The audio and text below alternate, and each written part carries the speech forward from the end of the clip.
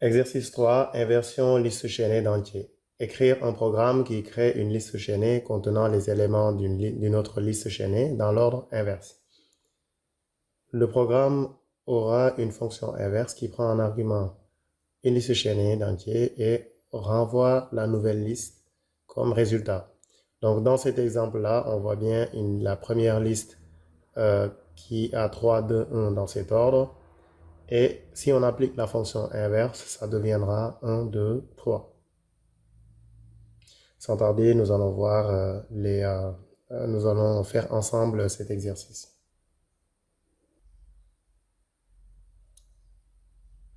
Nous allons voir ensemble comment réaliser cet exercice qui consiste à inverser une liste chaînée.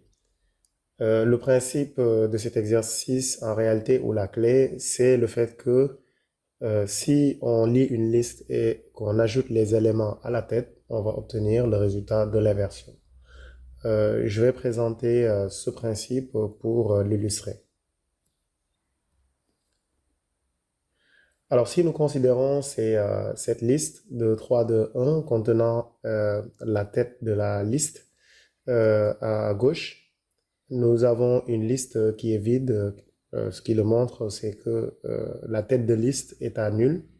Alors, pour l'inverser, il faut d'abord déclarer un pointeur de parcours. Rappelez-vous, pour parcourir les listes chaînées, il faut toujours avoir un pointeur qui d'abord pointe sur le premier élément et ensuite va parcourir le reste.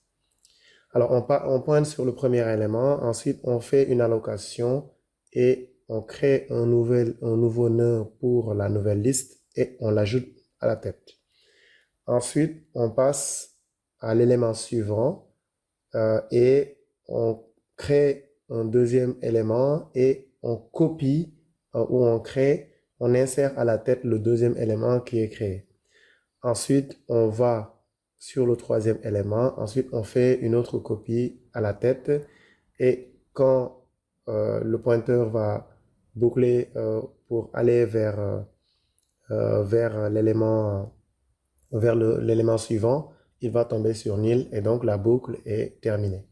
Donc, si vous regardez bien, inverser une liste, c'est juste créer une autre liste dans laquelle, au fur et à mesure qu'on lit les éléments de la première liste, on les ajoute à la tête de la deuxième liste. Et c'est ce que nous allons implémenter ensemble. Alors, pour réaliser ça, nous aurons besoin de créer un fichier, plutôt là, un fichier que nous allons appeler liste entier.h. Donc, on va le déplacer à l'intérieur.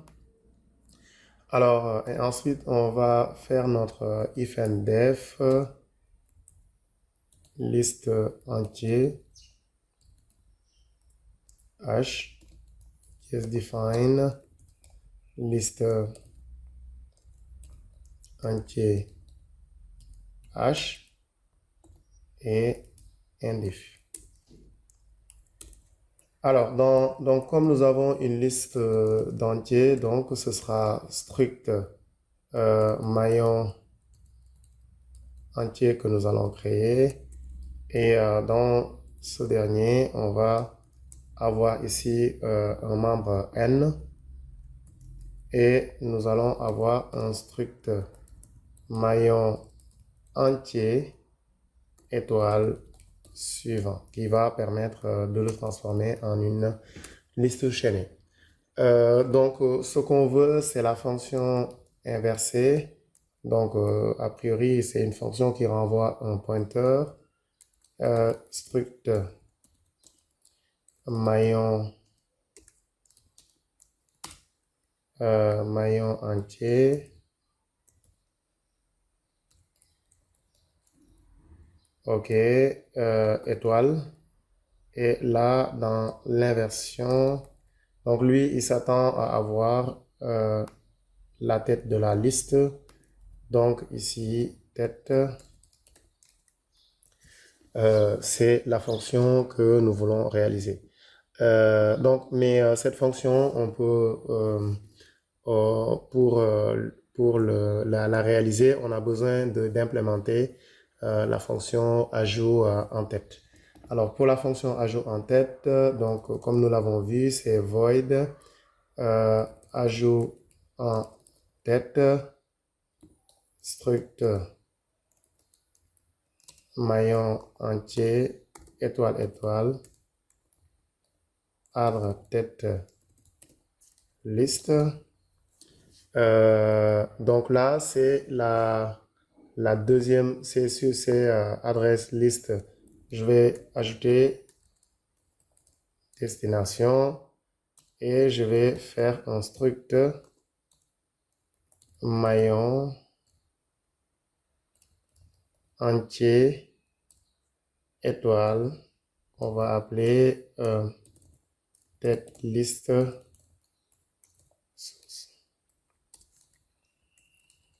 Alors, donc ça, quelle est la finalité? C'est on n'a pas besoin même de la tête de la liste. On a besoin juste d'avoir ici un élément, l'élément qu'on veut ajouter qui est un struct maillon qu'on veut copier à l'intérieur. Donc pour l'ajout en tête d'un élément. Donc là, la particularité même on n'a même pas besoin de ces structures. On a juste besoin d'avoir l'élément qu'on veut ajouter en tête. Donc, on récupère les éléments. Donc, ici, c'est parce que c'est assez simple, c'est juste un entier. Mais s'il y avait quelque chose de plus élaboré, plus de paramètres ici, il aurait mieux valu donner un struct maillon qui nous permet de récupérer les données et de les copier à l'intérieur de notre nouvelle liste. Ensuite, on aura besoin de la fonction affiche liste qui attend en argument un struct maillon entier étoile la tête de la liste.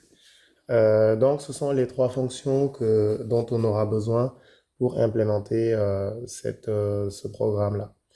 Alors, on va les copier. Ensuite, on va créer ici un fichier liste entier.c et dans ce fichier-là, on va inclure stdio.h, on va inclure stdlib.h, on va inclure liste entier.h. Voilà. Et ensuite, on va copier les déclarations qu'on avait faites des fonctions pour pouvoir les faire. Alors, donc là, on va implémenter d'abord cette fonction ajout en tête que nous connaissons déjà maintenant. Il faut d'abord déclarer un nouveau maillon, maillon entier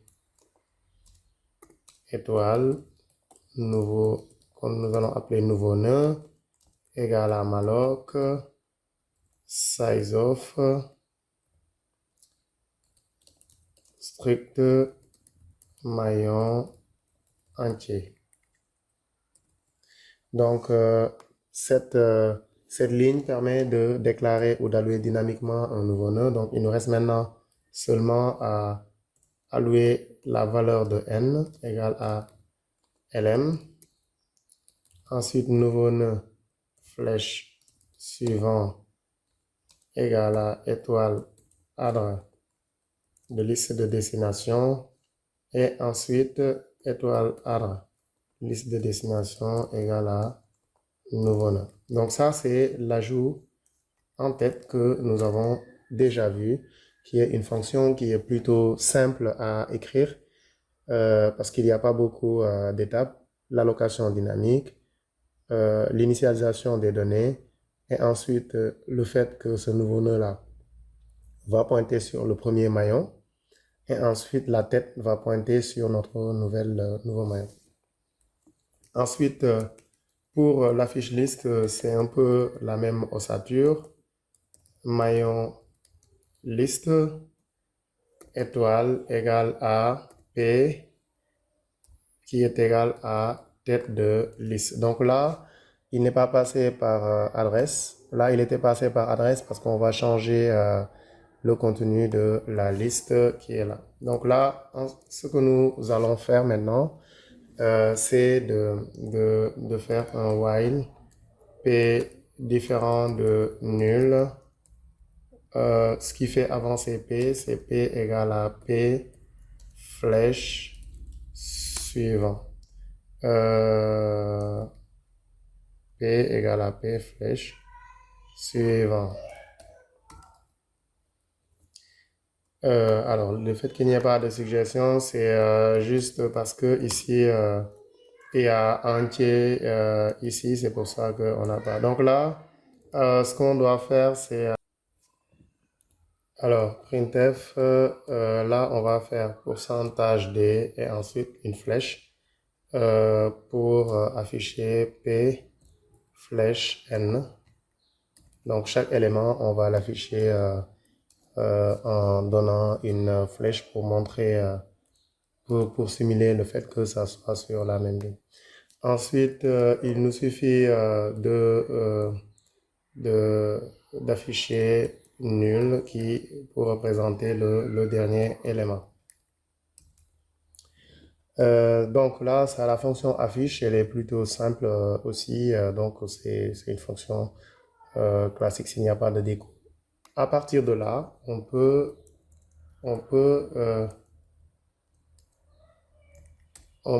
créer notre fonction ici inversée. Alors pour la création de la fonction inversée, donc on va mettre un struct maillon entier étoile et là on va l'appeler new list, d'accord, égal à nul. Et ensuite, on déclare une autre variable ici qui va être notre variable de parcours pour parcourir la tête de la liste et ensuite pour allouer le reste. Donc P égale à tête de liste. Et là, on lui fait un while P différent de nul. Alors, ce qu'il nous faut, c'est déclarer ici, on va dire aussi une autre variable que nous allons appeler étoile new node ou new nœud ou nouveau maillon qui va nous servir à créer un nouveau nœud par malloc ou bien non, on n'a pas besoin de cette variable là, donc on n'a pas besoin de cette variable. Donc while p, donc là pour ne pas oublier, on dit p égale à p flèche suivant. Et maintenant, ce qu'il nous faut, c'est ajouter l'élément qu'il y a dans P à la tête de la liste new list. Donc, pour ça, on va dire ajoutette. Là, c'est la destination, donc la liste qui doit contenir l'élément de destination. Et cette liste, c'est new list. Donc, on va lui donner l'adresse de new list et on va donner un argument P flèche N. Donc là, donc il n'y a rien d'autre à faire. Donc c'est un parcours classique dans lequel on parcourt tant que P est différent de nul, on ajoute l'élément qu'il y a dans P dans new list et ensuite à la fin on retourne new list. Donc à chaque fois l'allocation va se faire à l'intérieur d'ajout en tête et ainsi de suite. Alors, donc là, ça devient, donc on a fini un peu les fonctions. Dans notre fonction main, on va ajouter cela pour gagner du temps. Ensuite, la fonction main. Et là, ce qu'on va faire, c'est qu'on va déclarer une première structure, maillon entier étoile, qu'on va appeler tête de liste. Alors, pour la tête de liste, une fois qu'on a la tête de liste, Ce qui nous... Je suis désolé, j'ai des chanteurs chez moi. Donc, struct maillon, on va l'initialiser à nul. Et ensuite, on va ajouter les n premiers éléments. Donc, int n égale à 10. Et ensuite, on va dire for i égale à 1, i inférieur à n, i plus plus. On va ajouter en tête de cette liste,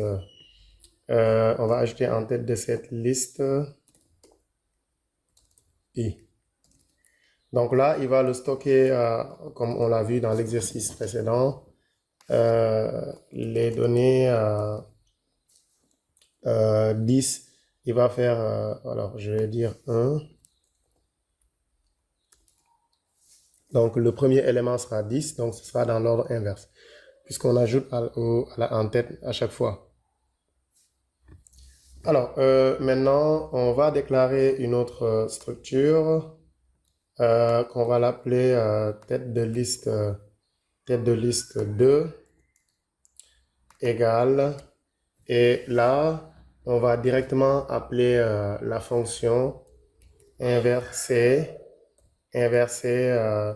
de tête de liste. Donc, on va directement lui affecter la valeur parce que toute l'allocation de la nouvelle liste est faite à l'intérieur de la fonction inversée. Ce qui donne, pour vérifier, donc là, on va afficher la liste tête liste. Ensuite, on fait on ajoute une fin de ligne pour séparer.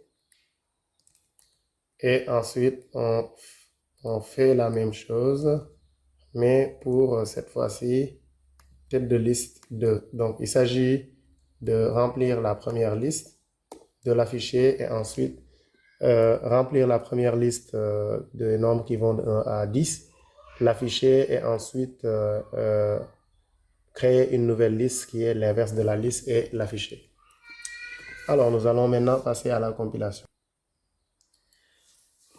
Alors, pour la compilation, donc c'est gcc liste entier et main.c-o main.exe. C'est inquiétant en général quand ça compile à la première fois. Et là, quand on dit entrée, alors on voit la première liste c'est 10, 9, 8, 7, 6, 5, 4, 3, 2, 1. Et vous voyez que la deuxième liste c'est 1, 2, 3, 4, 5, 6, 7, 8, 9 et 10. Donc les deux, la fonction inverse marche très bien. Dans l'implémentation, on utilise la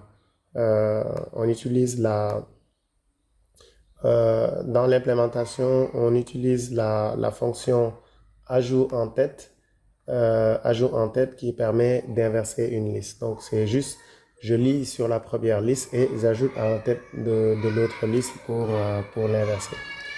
Donc merci d'avoir regardé et désolé pour les bruits extérieurs. Mon studio n'est pas à sonoriser. Allez, à bientôt.